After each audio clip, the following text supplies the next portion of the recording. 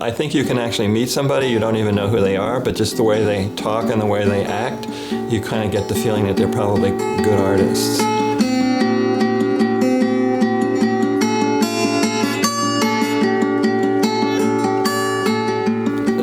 Somebody uses the word rigor, but there's people who are just intuitively engaged in what they're doing, and that they're doing it because they're interested in doing it and not doing it because they want to be rich and famous.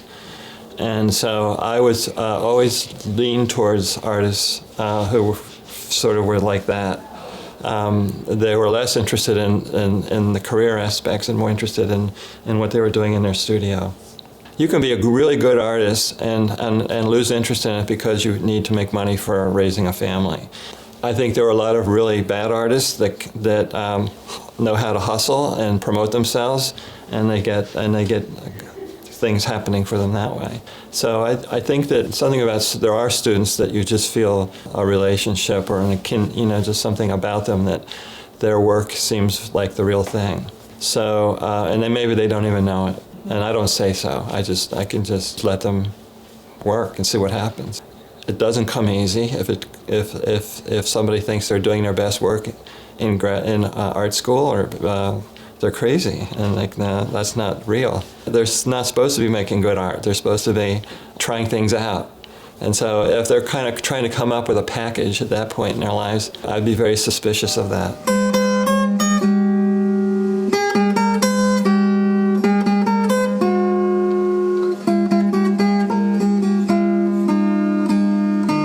All these things are the students in one of my classes mimicked my work and made work like mine and showed it in a class as a joke. It really surprised me. And then they got it off my website. I do advanced painting, did an advanced painting class, and they do critiques. We do group critiques. And so they bring in their work, and then they put it up on the wall and we talk about it.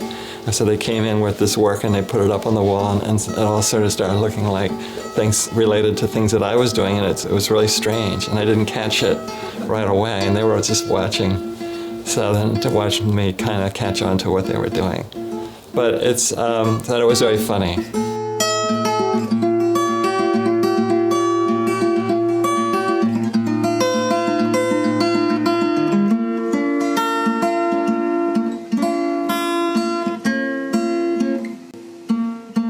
Abstract work isn't the most popular thing for people to collect because it's so difficult to look at and understand.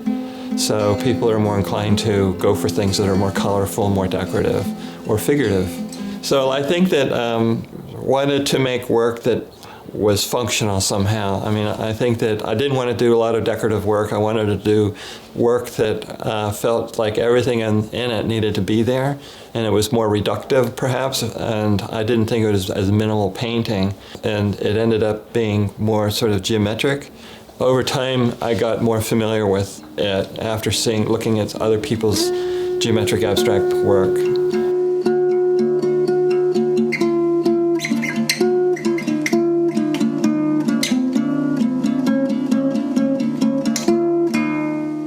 Over time, the work evolved. When I moved to from LA to New York in 1977, I got more interested in the pictorial aspects of painting rather than sort of the object or the process. I guess I was way more interested in process in Los Angeles.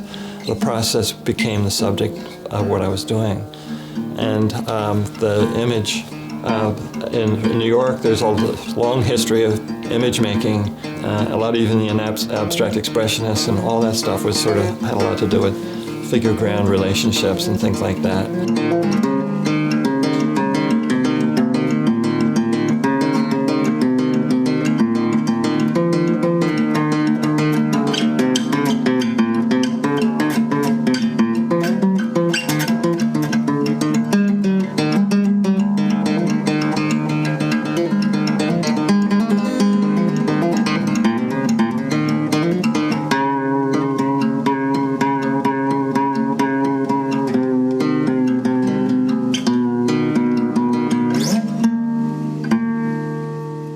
I started linking my work up with things that I'd like to have but couldn't afford.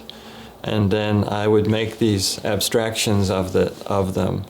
And then that's how they were like became more pictorial. They were like objects. Like if I liked a chair, I couldn't afford it, I would paint the chair, make it abstract, and then that took the interest away in actually owning the chair. Well, and I could make it abstract and make it or sort of more non-representational, and so they became these like more formal shapes and stuff like that. But it had a look that was pretty eccentric. The surfaces changed. They were painted heavily the way a lot of abstract expressionists painted, but it was very hard-edged and geometric, which was different. So it caught people's eye. And so I just continued doing that for a long time. I was like trying to perfect it. And not all the things that I wanted looked really good. I mean, how do you paint a sunroof on a car? Which I did, but it didn't look it was very awkward. But sometimes it's the awkwardness that was sort of was interesting about it. A lot of mundane things. It wasn't all things that I wanted, much as more things that I admired or I thought that looked nice or something. I also wanted it to reflect what was going on today, kind of, and so I felt like it was sort of outside of being a formalist painting. It was more about the relationship of looking like something recognizable and yet also being kind of abstract at the same time, so that people may not know what they were looking at. That's just sort of how things evolved, I'd say, into the 80s, through the 80s. Into the 90s, I felt like it was like I needed to do something different, and I couldn't quite figure out what to do. I tried a lot of very sort of more cluttered imagery, I suppose. I just tried a lot of different things, and none of it really made a lot of sense. And so it was a very kind of hard time after that. I've always painted. I started doing printmaking. I got opportunities to make prints with printers, and I had a then asked me to do it, and so I did a lot of etchings and sort of these aqua tints etchings and with one printer, and then these woodcut type images with a different operation. So I was always the prints always sort of echoed what I'd already done in the paintings, but they also sort of, by doing them somehow, I was really trying to go someplace else.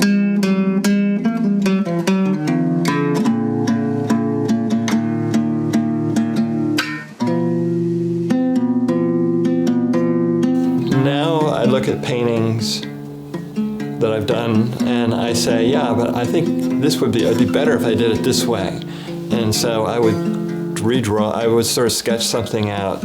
What happens is you get something in your head, and the only way you can see if it's going to work or not is to do it. I took a picture up in Cape Breton of this house on a cliff overlooking the ocean, and it's half built. And there's something about the uniqueness of the location, the mundaneness of the house, and then it's got a door and window. So there's a kind of a formal 2 windows, 2 up top, 1 here, and then a door. And somehow I keep going back to that 4 rectangles. And I got into superimposing one image over another image. I thought I would do paintings 2-for-1 type paintings. I got interested in the idea of sort of multitasking while you're looking at art, so that you can look at 2 things at the same time. And so if I started using images, old images in new situations, sort of, or parts of old images in a new element. So I have a lot of these paintings I've made over 15 years with this window image motif. And I've okay, I did one, I'm going to stop doing it for a while. But it doesn't mean I won't go back to that at some point. And then I got interested in doing, other images in similar ways. I was interested in doing furniture, so I was superimposing furniture over maybe sort of some sort of a composition, a formal composition of 2 colors or something like that.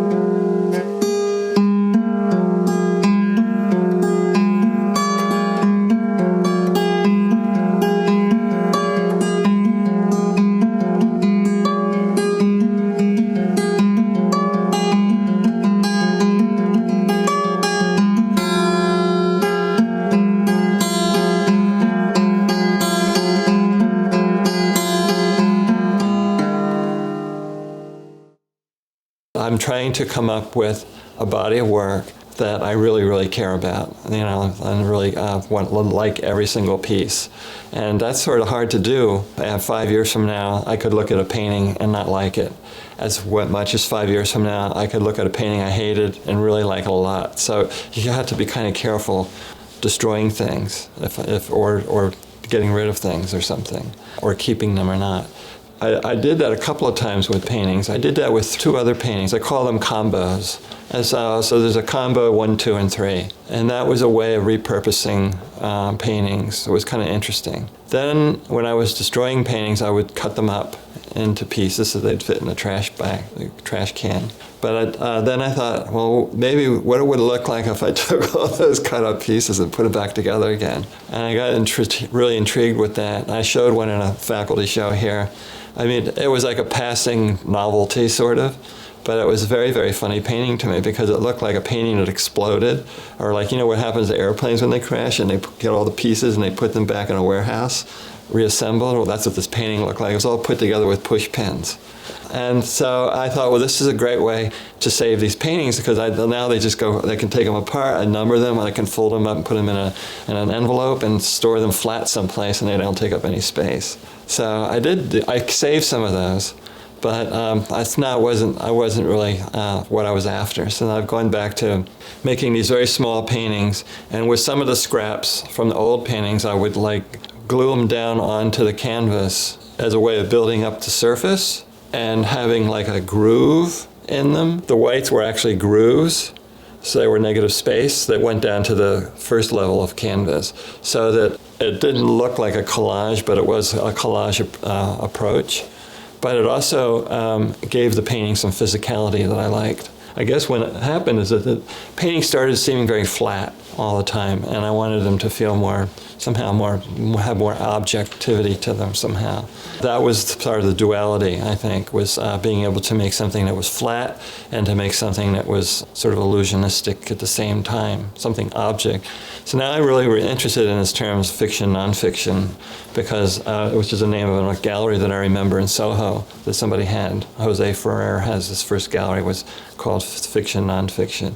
And I know it's sort of a literary thing, but I see it as relating to paintings, in that the fiction part of the painting is the illusion, and the nonfiction part's the objectivity of it. So I think that's where I'm really interested in that approach to making paintings.